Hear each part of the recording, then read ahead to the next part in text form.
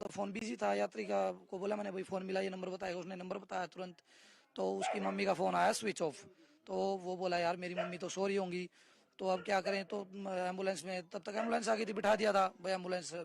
उसको एम्बुलेंस वाले को मैंने बोला भाई आप, एम्बुलेंस वाले को बोला भाई आप इसको ले जाओ और अच्छे से हॉस्पिटल में एडमिट कराओ इसको। तो वो चले गए थे। हमारे पास काफी यात्री थे, तो उनको भी उनके गंतव्य पे पहुंचाना था।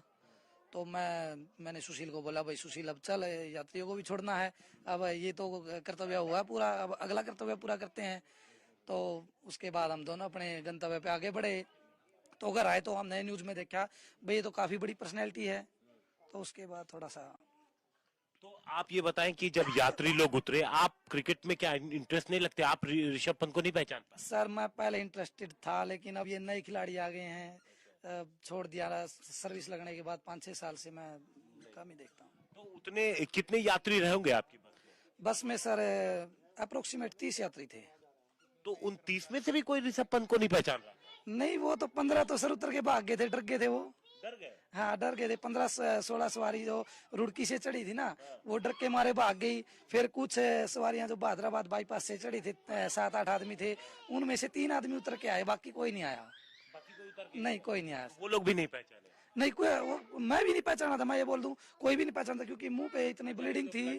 और फिर पूरा का पूरा मतलब धूल मिट्टी में हो गया था पूरा। वो पहचाने कैसे बताऊं। फिर वही बात, चोटिल हो रहे थे, कपड़े सारे फट चुके शरीर पे कहाँ कहाँ चोट थी? थे। शरीर पे सर पीछे, दोनों साइड पीछे चोट थी। और मुंह पे ब्लीडिंग आ रही थी, ये नहीं पता था वो मुंह में से आ रही है या सर में से आ रही है। और एक पैर फ्रैक्चर था और हाथ पे इधर टूटा हुआ था।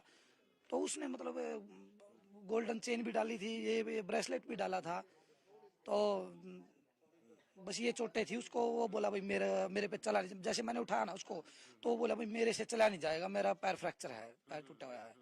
तो मैंने दूसरे की सहायता से, 2 सवारियों की सहायता से और उठा के जो। अच्छा। हाँ तो जी। ये उस वक्त वहां पर जब एम्बुलेंस पहुंची, तो क्या एम्बुलेंस वालों ने भी नहीं पहुंचाना? और क्या कंडीशन थी वो किसी आप? ने नहीं पहचाना क्यों नहीं पहुंचा? ना, किसी ये कहते ऋषभ पंत खुद चल करके अंदर जा करके ले? नहीं नहीं, खुद नहीं, ऐसे चल रहा था, ये कनेक्टर उसको सहारा दे रहा था और यात्री थे, मैं भी था उसके साथ। मैंने उसके हाथ में पैसे रखे, मैंने उसको बिठा भाई। वो कहने, उसने कहा भाई एम्बुलेंस वाले, मैं भाई इसको भाई जल्दी से जल्दी ले जा, अच्छे हॉस्पिटल में ले जा। और उसको बोला, मखा अभी ये क्रिकेटर है, और मखा लेट मामा बोले ठीक है हम ले जाते हैं, क्योंकि हम साथ में चले जाते, कोई दिक्कत नहीं, क्योंकि हम एक बंधन में बंधे होते हैं, सरकारी कर्मचारी हैं हम, नहीं छोड़ सकते। तो कितनी देर में एक्सीडेंट के कितनी देर बाद उन्होंने आपकी बात हुई, जब आपको ऋषभ पंत ने बताया कि वो क्रिकेटर है और ऋषभ पंत उनका नाम? 6-7 मिनट के बाद उसने बताया था कि मैं ऋषभ पंत हूँ, क्योंकि जब निकाला है उस टाइम होश में नहीं था वो, जब हमने उसको डिवाइडर पे लौटाया ना, जब होश में आया वो। हाँ जी, क्योंकि हम उसके चारों तरफ गाड़ी के ढूंढ रहे थे ऐसे, क्यों वो पर्स इकट्ठे उड़े हुए थे, कपड़े खिंडे हुए थे, समझ में नहीं आ रहा था आदमी है इसके अंदर, लोहा है क्या है। तो मैं घूम रहा था इसकी गाड़ी के चारों तरफ। तो गाड़ी सीधी थी या उल्टी? नहीं, सीधी थी। अच्छा, सीधी थी, हाँ सीधी थी। पुलिस पहुंच पाई थी उस? पुलिस नहीं पहुंच पाई। कितनी देर, आप जब एम्बुलेंस वहां से आपके पहुंचने पे, एक्सीडेंट होने पे, और आप एम्बुलेंस आने में कितना टाइम लगा? एम्बुलेंस आने में कम से कम 20 मिनट लगे हैं जी। जी। और एम्बुलेंस कितनी देर बाद वहां से ऋषभ पंत को लेकर निकली? 3 मिनट के अंदर। 3 उसके बाद आप कब वहां से निकले? मैं चौथी या 5वें मिनट में हमने अपने यात्रियों को बस में बिठाया, ठीक, क्योंकि साइड में जाके बैठ गए थे यात्री, ठीक, क्योंकि तो उनको बुला के अपने भाई पानीपत वाले यात्री आ जाओ, बैठ जाओ अपनी बस में। तो हम चल पड़े थे जी, क्योंकि तकरीबन 25 मिनट तक तो आप लोग स्पॉट पे थे? हाँ 25 मिनट के आसपास हम स्पॉट पे थे सर। लेकिन उतनी देर में पुलिस नहीं पहुंच पाई? नहीं, ये टाइम है इसमें फोन में जो पे मैंने इसके अंदर मैंने कॉल कराया था। कितने बजे? चश्मा ले आना, मैं 5:21 पे मैंने पुलिस को फोन कर रखा है। 5:21 पे पुलिस को फोन किया, और उसके बाद तकरीबन 5:45 के आसपास कहाँ पे हुआ, कैसे हुआ, कहाँ है, कैसे है, किस जगह है, ऐसे में फोन आते रहे उनके। मैंने नहीं कहता फोन आए, कभी थाने से आके उनको समझ में भैया बता दिया, नारसन एक बस स्टॉपेज है, ये नेशनल हाईवे के ऊपर है, रुड़की हरिद्वार इसके दिल्ली पे।